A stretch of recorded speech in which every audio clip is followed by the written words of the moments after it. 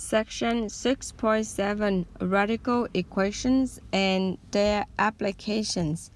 Objective number 1. We want to solve radical equations contain one radical.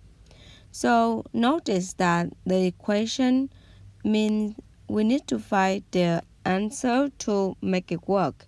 In the equation, you always have two sides. That means you have the equal sign in the middle and the right-hand side and the left-hand side. We haven't solved this problem yet, but can you guess the answer?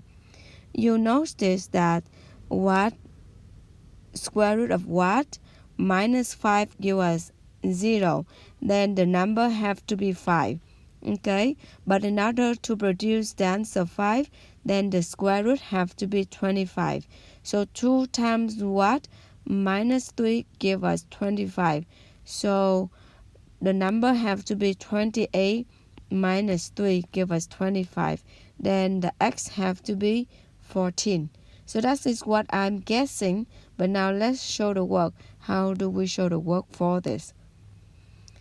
In the step below, how do we solve for the equation contain one radical? So step number 1, we need to isolate the radical on one side.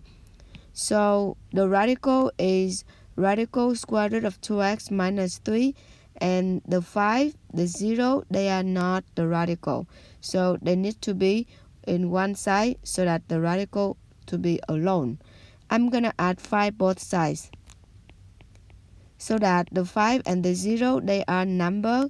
I can combine them. So I got 2x minus 3 equal to 5. That is step 1. And then step number 2, we need to raise both sides of the equation to the power of the index. The index in our problem is 2, so we need to square both sides.